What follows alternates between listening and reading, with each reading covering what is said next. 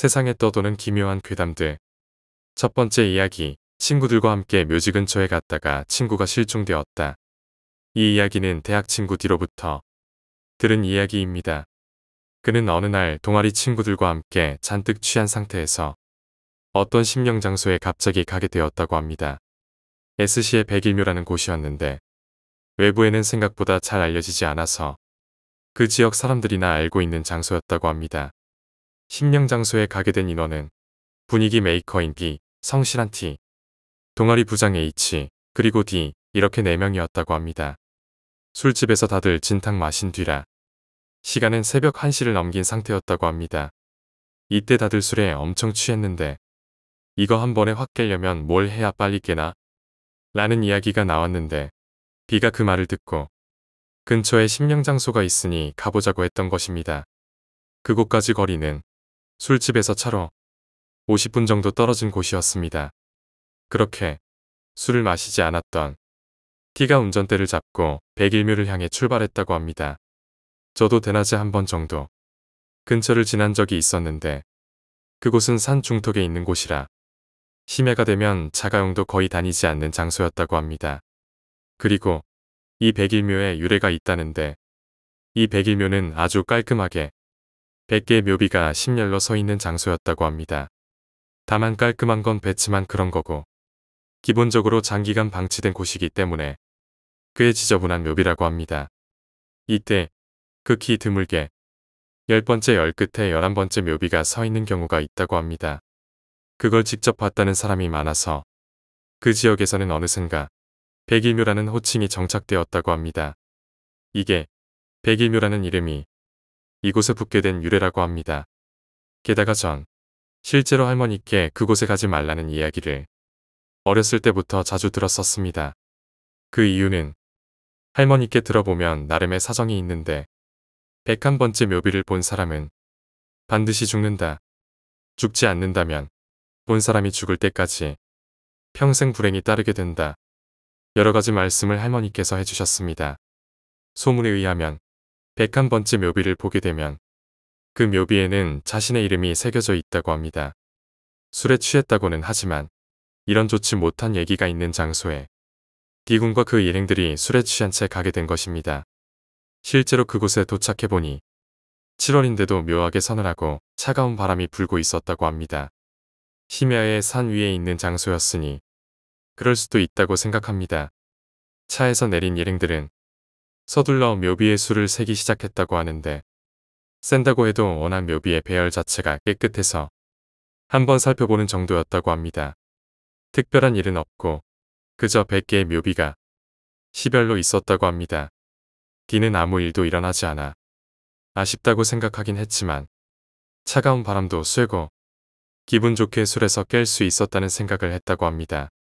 이제 슬슬 돌아갈 생각으로 모두가 차에 올라탔을 때 B가 안색을 바꾸며 빨리 출발해 라고 갑자기 소리를 질렀다고 합니다. 그 분위기가 심상치 않았던 탓에 D는 서둘러 차를 출발시켰습니다. 그 다음 순간 T의 얼굴도 새파래져서는 차를 급가속시키기 시작했다고 합니다. H와 D가 왜 그러냐고 말을 걸어도 두 사람 모두 창백한 얼굴을 한 채로 아무런 대답이 없었다고 합니다. 드디어 마을에 도착한 뒤 편의점 주차장에 차를 세우자 그제서야 마음이 놓인 B와 T가 한숨부터 내쉬었다고 합니다. H와 D는 이유를 물었는데 아무래도 B와 T는 101번째 묘비를 본 것 같다는 대답을 했습니다.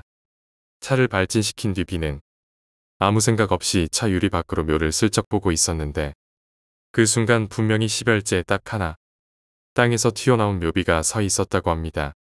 차를 발진시킨 뒤 백미러를 통해 그것을 본 T 역시 그것 때문에 차를 급가속한 것이라고 합니다. 그 일이 있었던 뒤에 B와 T 모두 불행한 일을 겪지 않았고 죽지도 않았다고 합니다.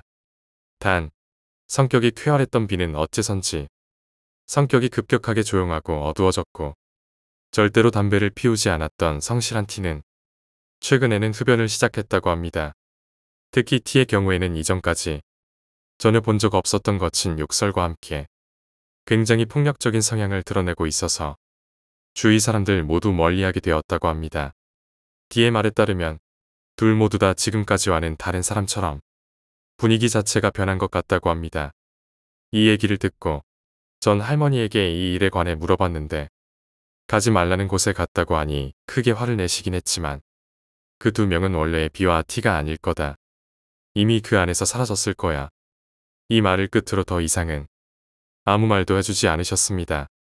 비와 티의 혼이 죽어버리고 두 사람의 몸에 다른 혼이 들어가 버린 게 아닐까라고 디는 혼자 결론을 내렸다고 합니다. 그런 의미라면 확실히 들었던 얘기대로 둘이 죽었다는 말이 실현되었다고 볼 수 있을 것 같습니다.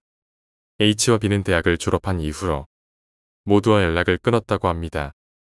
원래 둘 모두 취업을 목표로 하던 기업들이 있었는데 관련 모임에서도 사라지고 다른 곳으로 이사 갔다고 합니다. 지금은 어디 있는지도 모르고 뭘 하는지도 아무도 모른다고 합니다. 요약하자면 술에 취한 대학 동아리 친구들이 새벽에 S시의 백일묘라는 신명 장소를 방문했다. 백일묘에는 전설처럼 101번째 묘비가 나타난다는 소문이 있었으며 그곳을 방문한 후 두 친구의 성격이 급격히 변하고 폭력적인 성향을 보였다. 이후 두 친구는 모든 연락을 끊고 사라졌으며 다른 혼이 그들의 몸에 들어갔을 수도 있다는 결론에 이르렀다. 두 번째 이야기, 꿈속의 할머니. 초등학생 때 친구 이야기야. 바로 옆집에 살아서 항상 같이 등교하던 친구가 있었어. 그날도 마찬가지로 친구네 앞에서 나오기를 기다리는데 얘가 오늘따라 넋이 나간 거야. 자세히 보니 식은땀을 비오듯이 홀리고 있더라고. 뭔가 이상한 것 같아서 왜 그러냐고 물어봤어. 그랬더니 자기가 오늘 꾸었던 꿈 이야기를 해주는 거야. 친구는 아주 오래전부터 같은 꿈을 꿨대. 착한 할머니가 자꾸 꿈에 나와서 항상 밥상을 거하게 차려주고 배부르게 먹게 했다는 거야. 그 할머니 인상이 너무 좋아서 꿈이었지만 할머니와 많은 이야기도 나누고 밥을 맛있게 먹었대. 신기한 것은 그렇게 꿈에서 밥을 먹고 일어나면 실제로 밥을 먹은 건 마냥 배가 불렀다는 거지. 이 친구는 실제로 외할머니와 단둘이 살았어. 그런데 어느 날 외할머니가 평소랑 다르게 등교하려는데 무서운 표정으로 신신당부를 하시더래. 니 오늘 누구 따라가면 절대로 안 된다. 정말 안 된다. 친구는 당황했지만 걱정 말라며 외할머니를 안심시키고 학교에 갔대. 그리고 그날 하루 종일 아무런 일도 일어나지 않았고 밤에 잠이 들었어. 근데 또 인상 좋은 할머니가 꿈에 나타나서 밥을 차려주시더래. 평소처럼 맛있게 먹고 있는데 그 할머니가 갑자기 어디 좀 같이 가자 라고 하더래. 생각 없이 따라가려다가 아침에 외할머니가 하던 말이 문득 생각이 났대. 친구가 손을 놓으면서 못 간다고 거절했더니 그 할머니 얼굴이 순식간에 무섭게 변하더래. 그러더니 친구의 목덜미를 잡고 계속 어디론가 끌고 가더라는 거야. 그 힘이 얼마나 센지 아무리 벗어나려 해도 꿈쩍도 하지 않았대. 무서워 죽겠는데 외할머니가 아침에 하던 말 하나가 기억났대. 만약에 꿈에서라도 어디 끌리가면 당황하지 말고 벽이나 기둥 같은 데다 머리를 세게 쳐박으면 꿈에서 깬다. 알았지? 그 말을 생각하자마자 앞에 나무가 보이길래 친구가 머리를 박으려고 딱 들이미는 순간 갑자기 그 할머니가 친구 머리끄댕이를 잡아당기면서 이거 누가 가르쳐주드노? 느그 할매가 가르쳐주드나? 하며 빙그레 웃더래. 결국 꿈에서 못 벗어나고 계속 끌려가는데 문득 그 할머니의 지팡이가 보이더래. 그래서 그 지팡이에 죽을 힘을 다해서 머리를 박고는 꿈에서 깨어났다는 거야. 아침부터 그런 이야기를 들으니 무섭더라. 그날 하루 종일 멍하니 있던 친구는 다음 날부터 학교에 나오지 않았어. 걱정되어 집에 찾아가고 전화를 해도 안 받는 거야. 그렇게 한 달 후 친구에게 먼저 전화가 왔어. 자기 집에 놀러 오라며 말이야. 걱정된 나는 궁금한 마음에 얼른 달려갔어. 한 달 만에 본 친구는 못 본 새에 삐쩍 말랐고 분위기가 달라졌더라. 무엇보다 정신 나간 애 마냥 그냥 실실 웃기만 하는 거야. 집에 들어갔더니 친구가 나를 끌고 어느 방 앞에 데려갔어. 우리 할머니 봐봐. 미쳤지? 라며 더 미친 내처럼 웃는 거야. 그 방을 무의식적으로 봤어. 한평 남짓한 방에 빛 한 줄기 들어오지 않는 암흑 속에서 친구네 외할머니가 계속해서 허공을 바라보며 빌고 있더라. 너무 공포스러운 얼굴로 한마디를 계속 반복하셨어. 내가 가르쳐 준 거 아니야. 정말 아니야. 잘못했어. 이런 식으로 계속 반복하셨어. 그리고 할머니는 얼마 안 가서 돌아가셨다고 들었고, 친구는 충격으로 아직까지 병원에 있다고 들었어. 지금 생각하면 그 친구가 매번 먹던 그 밥이 제삿밥이 아닌가 싶기도 해. 세 번째 이야기, 호텔 괴담. 고등학교 때부터 친하게 지내고 있는 친구로부터 들은 이야기입니다. 그 친구는 지금 고등학교 졸업 후에 비즈니스 호텔에서 일을 하고 있는데, 호텔마다 다르긴 할 텐데 가끔씩 스스로 목숨을 끊는 손님이 발생한다 라고 저에게 말해준 적이 있습니다. 실제로 친구도 일하면서 몇 번인가 자살 사건이 일어나서 신고한 적이 있었다고 하는데, 무섭지 않느냐고 물으니 귀신 같은 것은 있을 리가 없고 몇 번 겪다 보니까 그냥 무덤덤해진다. 이러한 반응이었습니다. 저라면 바로 그만둘 만큼 끔찍할 것 같은데 어떤 면에서는 대단하다고 생각했습니다. 여하튼 그 녀석이 평소에 하는 일은 카운터를 보거나 아니면 객실을 돌며 청소를 한다는데, 그러다 보면 당연히 과거에 자살 사고가 있던 방도 청소하게 된다고 했습니다. 그러던 어느 날 친구가 청소하게 되었던 방도 그런 곳이었는데, 평소와 같이 본인은 전혀 신경 쓰지 않았다고 합니다. 그리고 욕실을 청소하고 있을 때 갑자기 남자의 신음소리가 들려왔다고 합니다. 신음소리는 간헐적으로 들려왔다고 했는데, 욕실은 환기구를 통해 각 객실이 이어져 있어서 옆방 소리겠거니 하고 계속 청소를 해도 소리는 이어졌다고 합니다. 게다가 잘 들어보니 뭔가를 말하는 것처럼 들리기도 했고, 계속 소리가 이어지니까 결국 뭔가 기분이 나빠져서 욕실을 나와 실내 청소를 하기로 하고 욕실에서 나왔다고 했습니다. 침대 주변을 정리하고 있으니 무언가 또다시 신음소리가 들렸다는데, 평범한 비즈니스 호텔이었지만 옆방의 소리가 들릴 정도로 막 지어진 건물은 아니었기 때문에 의아함을 느꼈다고 했습니다. 이쯤 되자 점점 무서워진 친구는 들리지 않는 척을 했고, 어쨌든 빠른 속도로 작업을 끝내기로 했습니다. 청소를 마칠 즈음 가운과 슬리퍼를 갖다 놓으려고 벽장을 열었을 때 너 다 들리잖아 하는 소리가 바로 뒤에서 들렸고, 뒷머리를 손으로 콱 하고 잡혔다고 합니다. 공포에 빠진 친구는 들고 있던 물건을 전부 던져버리고 팔을 이리저리 휘두르며 방 밖으로 도망쳤다고 말했는데, 평소에 귀신 같은 거 없다면서 웃던 친구가 부들부들 떨며 이야기하는 것을 보니 저까지 무서워졌습니다. 다만 어쩌면 이 경험담보다 더 무서울 수 있는 이야기는, 이 친구가 원래 그만두기로 했지만 급여의 3배를 받기로 하고 아직도 일하고 있다는 점입니다. 물론 자살 사건이 일어난 방은 청소하지 않기로 했다고 합니다. 귀신보다 돈이 더 무서운 걸까요? 생각이 많아집니다. 네 번째 이야기, 모자무덤의 괴담. 제가 군대에 있을 때 선임에게 들은 이야기입니다. 저는 후방에서 군 생활을 했습니다.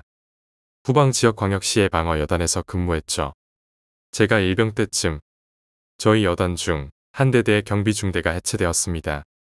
해체의 이유는 천마 미사일이 후방까지 보급되면서 기존의 승전포를 해체하며 경비중대도 같이 해체한 뒤 사단 직할의 방공소대가 경비를 서는 것으로 작전이 바뀌었기 때문이었습니다. 그렇게 해체된 경비중대원들은 각각 다른 대대로 보내졌고, 저희 부대에도 경비중대에 있었던 선임이 왔습니다. 해체가 예정됐던 부대다 보니 신병 보급이 없었고, 그러다 보니 다들 저보다 선임이어서 졸지에 선임만 늘어났던 기억이 나네요. 그때 경비중대가 지키던 곳은 어느 연구소로 산속에 있었다고 합니다. 그리고 4개의 포를 두고 대공 방어를 해서 한 번 올라가면 8시간 동안은 내려올 수 없었고, 올라가는데도 1시간은 걸리는 곳이었다고 합니다. 근무 시간이 길다 보니 4명이 올라가서 2명씩 교대로 근무를 섰고, 나머지 2명이 쉴 수 있는 간이 막사가 초소 아래에 있었다고 합니다. 짧은 침상이 놓여 있어 딱 5명 정도 잘 수 있는 작은 공간이었다고 합니다. TV도 없이 그저 침상과 관물대, 침구류만 있었다고 합니다. 근무 교대를 할 때는 부사수가 깨우러 내려오는데, 이것도 귀찮다 보니 그냥 문을 두드리면 선잠을 자던 부사수가 일어나 사수를 깨워서 같이 교대를 하는 방식이었다고 합니다. 그리고 선임이 제게 들려준 이야기는 산포 앞에서 일어난 일이었다고 합니다.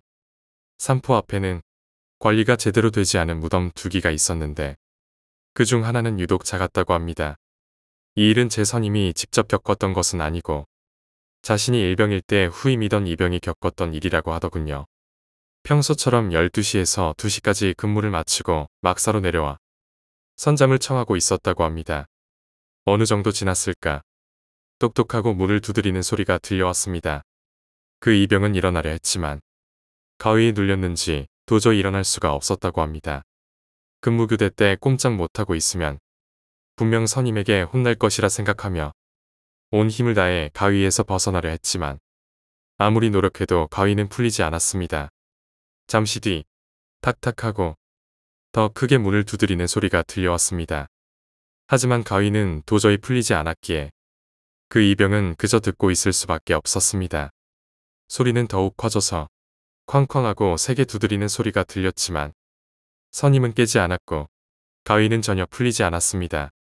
그 이병은 속으로 차라리 들어와서 그냥 깨우지라고 투덜대고 있었다고 합니다. 어느 순간부터 문을 두드리는 소리는 미친 듯이 계속 들려오기 시작했습니다. 그 이병은 과연 저것이 근무 교대를 위한 것인가 두려워져서 온 힘을 다해 가위에서 풀려나려고 노력했지만 실패했다고 합니다. 그런데 갑자기 문을 두드리는 소리가 멈추더니 누군가가 자신의 발목을 탁 잡더랍니다. 군대 침상을 아시는 분들은 아시겠지만 전투화를 신고 자면 전투화 부분은 공중에 붕 뜨게 됩니다. 근무 교대가 잦다 보니 일일이 신었다 벗는 것이 귀찮아 그는 전투화를 신고서 자고 있었죠. 그때부터 막 몸이 부들부들 떨리는데 도저히 발쪽을 내려다 볼 용기가 나지 않았다고 합니다. 눈을 감고 어떻게든 가위를 풀려고 노력하는데 자신의 발을 잡은 손이 성큼성큼 다리를 타고 올라오는 것이 느껴지더랍니다. 그러더니 갑자기 가슴에 묵직한 것이 느껴졌습니다. 너무 무서워서 눈조차 뜨지 못하고 계속 가위를 풀려고 하는데 그 손이 뺨을 어루만지더랍니다. 마치 애인마냥 부드럽게요. 오히려 그것이 더 무서워서 정신을 못 차릴 정도였는데 잠시 그러고 있자 가슴에서 느껴지던 무게감이 사라지더랍니다. 그 이병은 이제 끝난 건가 싶어서 눈을 떴다고 합니다. 눈을 떠보니 자신의 머리맡에는 피칠갑을 한 여자가 섬뜩한 미소를 지으며 그를 바라보고 있었다고 합니다. 그리고 그 여자의 손에는 똑같이 피칠갑을 하고 있던 아이가 안겨 있었다고 합니다. 그는 그대로 혼절했고 다음날 선임들에게 엄청나게 욕을 먹었다고 합니다. 그런데 어제 봤던 귀신의 이야기를 하니 그 이후로는 산포 쪽으로는 근무 투입을 시키지 않았다고 합니다. 알고 보니 그 이전에도 그런 병사들이 있었다는 것입니다. 하지만 귀신을 보는 병사가 있고 아닌 병사가 있다 보니 그냥 초소는 유지하고 귀신을 보지 못하는 사람만 투입한다는 것이었습니다. 아마 그 2기의 무덤은 아이와 엄마의 것이 아니었을까 싶네요. 무덤가 근처에는 홀령들이 자주 출몰한다고 하던데 이등병의 이야기는 귀접 같은 것이었을까요? 5번째 이야기, 아이들의 집착. 연휴에 손자들이 귀성하지 않아 외로우셨던지 할머니와 통화 도중에 흥미로운 이야기를 들었다. 아이들은 무언가에 집착을 보이곤 한단다. 그 대상은 물, 불, 돌 이렇게 셋으로 나뉘고 주로 남자한테서 자주 나타난다고 한다. 각각 위험이 있기에 아이가 무엇에 집착을 보이는지 알아두기 위해서라도 시골에서 생활해 볼 필요가 있다고 말씀하셨다. 그 중에 가장 위험한 것이 물에 집착하는 아이라고 한다. 그런 아이들은 아무 때나 강 같은 데로 놀러 간다. 이유 하나 없이 이끌린다고 말하는 게 옳을지도 모른다. 나는 게르낚시를 좋아해서 자주 강을 찾곤 했는데 어릴 적에는 할머니에게 조심하라는 이야기를 자주 듣곤 했다. 혼자서는 가지 말라고 말이다. 다만 물고기를 구워 먹으려 소나무가 지난 라이터, 소금 같은 것을 가지고 다니고 이야기도 자주 나누다 보니 나중에는 할머니도 이해해 주셨다. 내가 흥미있는 것은 물이 아니라 물고기 쪽이고 굳이 분류하자면 불을 좋아하는 쪽이라고 한다. 미신 같은 거라기보다는 통계적이고 현실적으로 물을 좋아하는 아이는 그만큼 익사하는 비율도 높다고 한다. 그렇기 때문에 물에 집착하는 아이에게서는 눈을 떼서는 안 된다는 것이다. 낚시를 하는 사람이라면 공감할 수 있을지 모르겠는데 강변에 서서 낚싯줄을 내리고 수면을 보고 있자면 멍하니 정신을 놓을 때가 있다. 문득 정신을 차려보면 발밑에 물고기가 놓여 있고 놀랄 만큼 스스로가 자연스럽게 뒤섞여 있던 기분이 든다. 어쩌면 그런 시간이 위험한 것일지도 모르겠다. 불에 집착하는 가장 파악하기 힘든 성향이라고 한다. 숨어서 담배를 피운다던가 하는 쪽으로 발산되니까 본인 스스로도 자신이 불을 보고 싶은 것인지 담배를 피우고 싶어 하는 것인지를 자각하지 못한다고 한다. 스스로가 불을 좋아한다는 걸 알아차리는 건 혼자 있다가 무의미한 불장난을 하는 경우라고 한다. 나는 완전히 이쪽 성향이라 초등학교 때 아무 이유 없이 라이터를 갖고 싶어 했다. 터보 라이터나 오일 매치 같은 불 피우는 도구들을 이래저래 사 모으기도 했다. 라이터가 좋아서 그런다고 느낄 때도 있었지만 지금 와서 돌아보면 불에 매료되어 있었던 것 같다. 이런 아이들은 종종 불장난을 하다가 집을 태워먹곤 한단다. 하지만 스스로가 불 근처에 있다 보니 의외로 불이 나도 위험에 처하지는 않는다고 한다. 가장 먼저 도망칠 테니 말이다. 귀찮은 것은 거짓말까지 해버리는 경우다. 스스로가 일으킨 화제지만 도망치는 사이 거짓말을 지어내서 혼란을 주게 되는 것이다. 다행히 나는 불을 냈던 적은 없지만 돌에 집착하는 아이에 대해서는 어떤 마음인지 전혀 이해할 수가 없다. 밖에서 자주 돌을 주워오는 아이들이 해당된다. 내 친구 중에도 그런 아이가 있었지만 그게 무슨 재미인지 알 수가 없었다. 이게 가장 오컬트스러운 느낌이 드는데 할머니 말에 따르면 사람과 인연에 관련된 불행을 초래할 수 있다고 한다. 그게 언제 어떤 불행을 가져올지는 전혀 모르니 감당하기도 어렵다고 한다.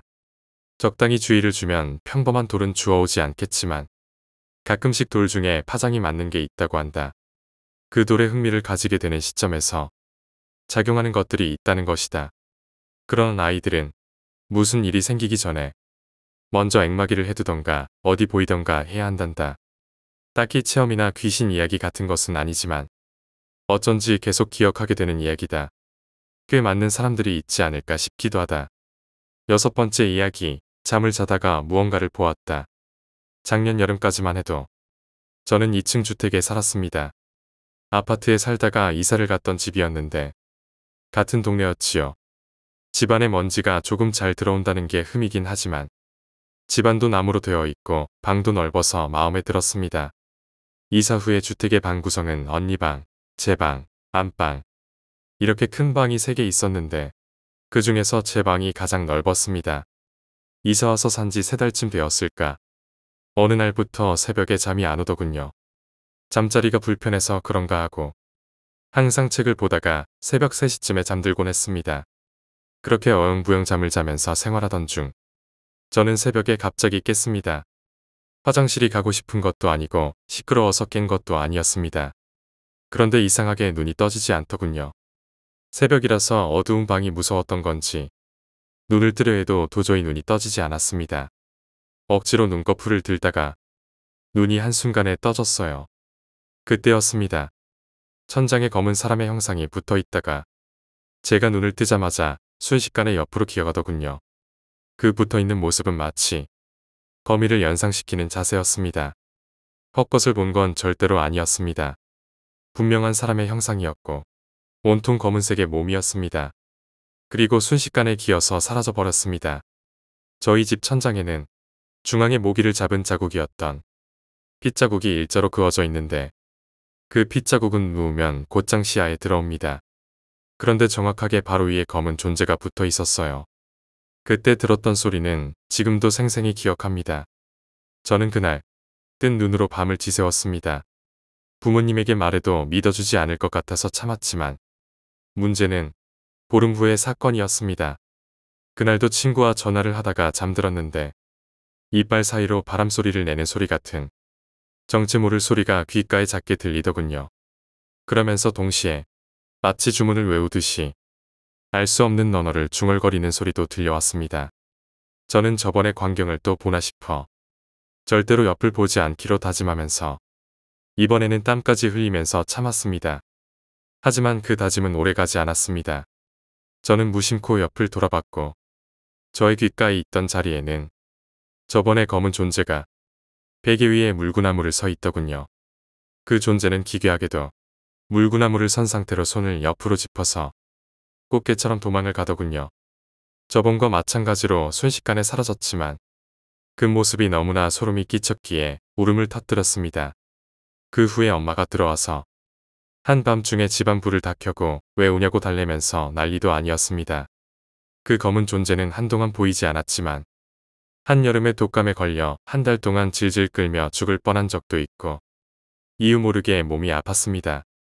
결국 올해 그 집을 떠나서 이사를 갔지만 저는 아직도 몸이 자주 아픕니다. 그 집의 주인에게도 물었지만 처음 듣는 얘기라고 하시고요. 무당에 한번 찾아가 볼까도 생각했는데 어머니가 기독교인이라서 거절을 당했습니다.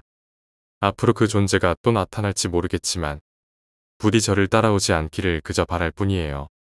지금도 여전히 그 트라우마로 인해서 새벽에 자다 깨면 눈을 뜨는데 굉장히 오래 걸립니다. 7번째 이야기, 예지몽.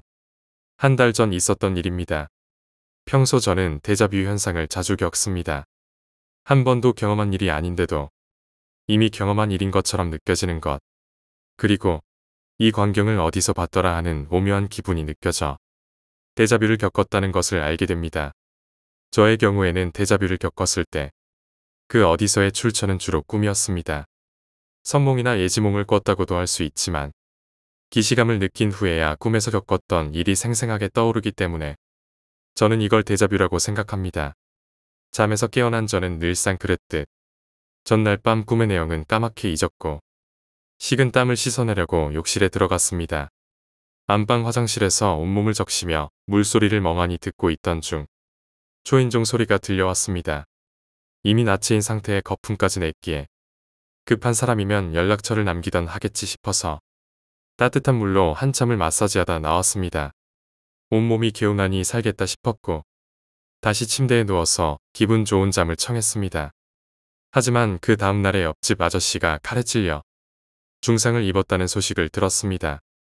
택배원으로 위장한 강도는 옆집 아저씨가 문을 열어줬을 때 복부를 흉기로 찌른 뒤 집안에 있던 귀중품을 갈취했다고 합니다. 소식을 접한 순간 머릿속에서는 퍼즐이 맞춰지듯 꿈이 떠올랐고 섬뜩한 기분을 떨쳐낼 수 없었습니다. 씻지도 못하고 잠들 정도로 유난히 피곤했던 날 컴퓨터 앞에 앉아서 게임을 하고 있는 꿈을 꿨습니다. 아무튼 게임을 하고 있는데 초인종 소리가 들렸습니다. 진행 중이던 게임을 나가고 현관으로 갔죠. 누구세요? 현관문 밖이 들리도록 크게 말했습니다. 택배 왔습니다. 문 좀 열어주시죠. 문 밖에 남자가 택배라고 말을 하니 아무 생각 없이 문을 열어주게 되었습니다. 하지만 문을 열어주는 동시에 문고리의 높이에 보였던 택배원의 손에는 배송 물품이 아닌 칼이 쥐어져 있었습니다. 다들 경험해 보셨을 겁니다. 꿈속에서 뛰고 있다거나 아니면 싸움이 나서 주먹을 휘두를 때 그럴 때면 마치 물속에 잠긴 듯 움직임이 둔해지고 달리던 다리는 힘이 들어가지 않아서 땅바닥에 곤두박질 치는 거죠. 그 꿈에서도 마찬가지로 칼을 피해 달아나는 저의 몸은 한도 끝도 없이 굼떴습니다. 순식간에 복부에는 칼날이 들어왔고 의식을 잃어가며 옆으로 쓰러지던 찰나 잠에서 깨어났습니다. 만약 초인종이 울렸을 때 현관문을 열었다면 중상을 입게 되었던 사람은 옆집 아저씨가 아니었을 거라는 확신이 듭니다. 8번째 이야기, 나는 어째서 문을 열었을까? 아는 사람에게서 들었던 이야기입니다. 오랜만에 그 사람이 집에 갔더니 부모님이 해외로 여행을 떠나신다는 것이었습니다. 그런데 집에 들어갔더니 집은 이사갈 준비를 마친 상황이었습니다. 집에 무슨 일이 있다고 생각한 그는 멀쩡한 집에서 갑자기 왜 이사를 가냐고 부모님께 물었습니다. 하지만 무슨 이유에서인지 부모님은 이야기하기를 꺼렸습니다.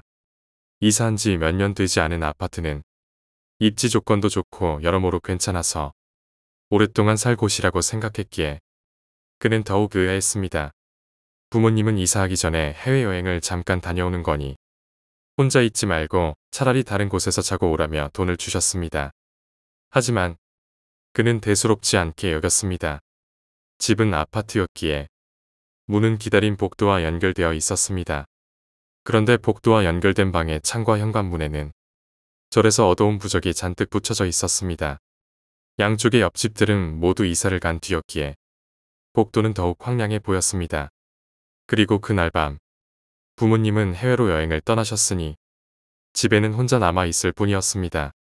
집에 붙여진 부적과 부모님의 꺼림칙한 행동이 마음에 걸렸던 그는 잠을 자기가 두려워서 늦게까지 TV를 보고 있었습니다. 하지만 쏟아지는 잠을 주체하지 못하고 방에서 잠을 청하게 되었다고 합니다. 그리고 약기나마 잠에 빠졌을 그때 잠결에 어렴풋하게 누군가 현관을 노크하는 소리가 들려오기 시작했습니다. 그는 졸린 눈을 비비며 나가보려 했지만 이 늦은 시간에 누가 집에 찾아오겠냐는 생각에 그냥 침대에 누워 있었다고 합니다. 그런데 잠시 뒤에 들려왔던 목소리는 전혀 예상치 못한 사람의 것이었습니다. 나야, 문 좀 열어줘. 현관에서 들려오는 목소리는 다름 아닌 아버지의 것이었습니다. 깜짝 놀란 그는 문을 열어드리려고 침대에서 몸을 일으키려 했습니다. 그런데 생각해보니 아버지는 이미 해외여행으로 외국에 나가 계실 터였습니다. 지금 문 앞에 아버지의 목소리로 말하는 것은 결코 아버지의 일리가 없다는 것이었습니다. 겁에 질린 그는 숨을 죽이고 침대에서 이불을 뒤집어 쓴 채 가만히 바깥에 누군가가 사라지기만을 기다렸습니다. 하지만 문 밖에 누군가는 더욱 기승을 부리기 시작했습니다. 더 이상 말조차 하지 않고 노크 소리는 점점 문을 두들기는 소리로 바뀌었습니다. 그리고 잠시 뒤 다시 목소리가 들려왔습니다. 문 좀 열어줘. 다름 아닌 어머니의 목소리였습니다. 급해서 그래. 문 좀 열어줘 라는 소리에 그는 침대에서 이불을 뒤집어 쓰고 벌벌 떨 수밖에 없었습니다. 어머니는 아버지와 함께 해외로 여행을 가셨습니다. 당연히 진짜 어머니라면 이곳에 계실 수 없었습니다. 다시 목소리는 사라지고 문을 두들기는 소리가 더욱 시끄러워졌습니다. 다행히 잠시 뒤 소리는 완전히 사라지고 정막만이 남았습니다. 그는 그제야 부모님이 이사를 하려던 이유를 깨달았고 그 누군가가 사라진 것에 이불 속에서 안도의 한숨을 내쉬었습니다. 그런데 바로 그때 잠을 자고 있던 방의 창문이 거칠게 열리는 소리가 들렸습니다. 그리고 그는 깨달았습니다. 그가 자고 있던 방은 복도와 맞닿아 창문이 복도 쪽으로 열려있는 방이었다는 것을 말입니다. 창문 바로 아래의 침대에서 이불을 뒤집어 쓴 채로 그는 완전히 굳어 있었습니다.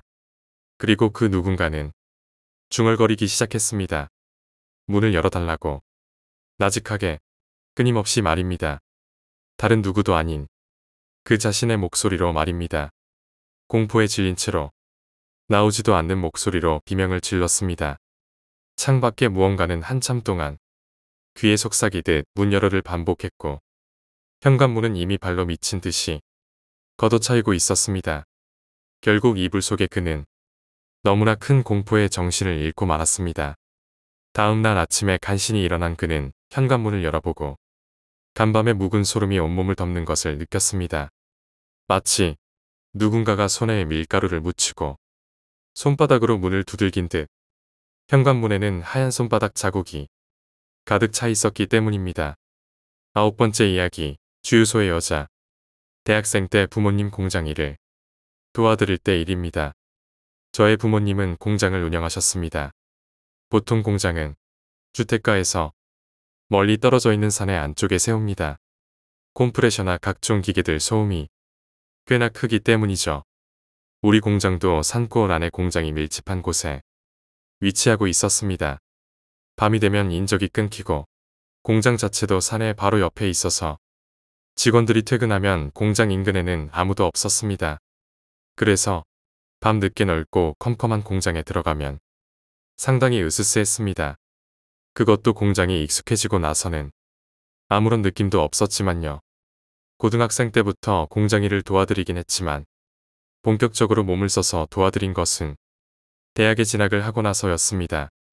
대학 재학 중 방학 기간에는 알바보다는 부모님 공장 일을 도와드리곤 했습니다. 공장이 작은 편이라 직원이 67명이다 보니 저라도 도와준다면 많은 힘이 됐죠. 제품 나온 건 납품하는 것도 도와드리려 일종 보통 면허도 따서 다른 지방까지도 수십 번 왔다 갔다도 했고요. 서울 쪽에서부터 산 근처로 접어들어 공장이 있는 동네로 들어가려면 구불구불한 산길을 넘어 1차선 도로를 쭉 내려가야 하는데 가는 길에 주유소가 하나 있습니다. 인적이 드문 길이라서 밤 10시쯤 되면 주유소는 문을 닫았죠. 보통 장거리를 혼자서 뛰면 졸음이 올 수도 있고 피곤하기 때문에 두 명이 교대로 운전을 했는데 그날도 공장 동생과 함께 타 지방에 다녀오는 길이었습니다. 가는 길에 제가 운전을 했기에 동생이 좀 쉬라면서 자기가 운전대를 잡더군요. 스틱을 운전하는 게 필요하기도 했고요. 그래서 조수석에 앉아 여자친구와 통화를 하면서 가는 길이었습니다. 고불고불한 고개를 넘어 주유소 앞을 지날 때쯤에 창밖을 보면서 통화를 하고 있었습니다. 저 주유소 앞 간판 위치에 여자 한 명이 바닥에 주저앉아 있는 겁니다. 저는 순간적으로 놀래서 여자친구한테 금방 전화한다며 끊고선 동생에게 차를 세우라고 했습니다. 그때 동생은 노래를 틀어놓고 신나게 따라 부르고 있었죠. 차가 순간적으로 지나가서 자세히는 못 봤는데 그 여자분이 주저앉아서 바닥에 떨어진 뭔가를 줍고 있길래 무슨 변을 당한 건가 보다. 이런 곳에 여자 혼자 있을 리가 없다.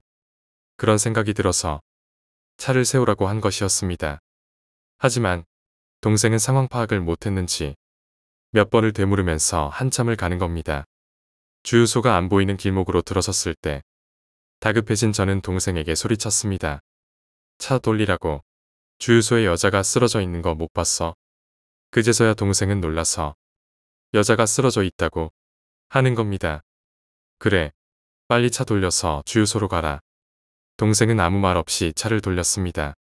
차를 돌려 산을 다시 거슬러 올라가 주유소 앞에 갔는데 아까 그 여자가 없는 겁니다. 차를 세우고 저는 차에서 뛰어내려 인근을 샅샅이 뒤지고 있는데 아무도 없는 것 같은데 빨리 가자. 라며 동생이 재촉을 하는 겁니다. 이상하다.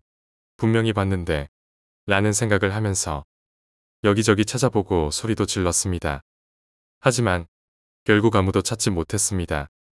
혼자서 이상하다 중얼대면서 차에 타니까 동생이 차 문을 잠그면서 차를 돌리더군요.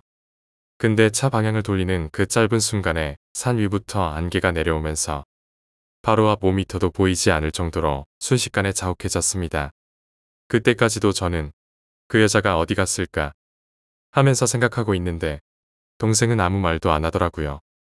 겨우 산을 내려와 다른 차도 보이고 그러니 그제서야 동생이 입을 뗐습니다. 형, 아까 왜 그랬어?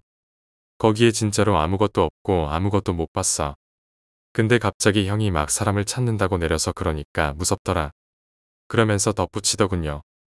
만약에 형 혼자 오는 길이었으면 진짜 큰일 났을 것 같다. 그때 아마도 제가 공장 일을 하면서 기운이 허해서 헛것을 봤던 것 같은데 동생 말대로 혼자 그 일을 겪었다면 어떻게 됐을까요?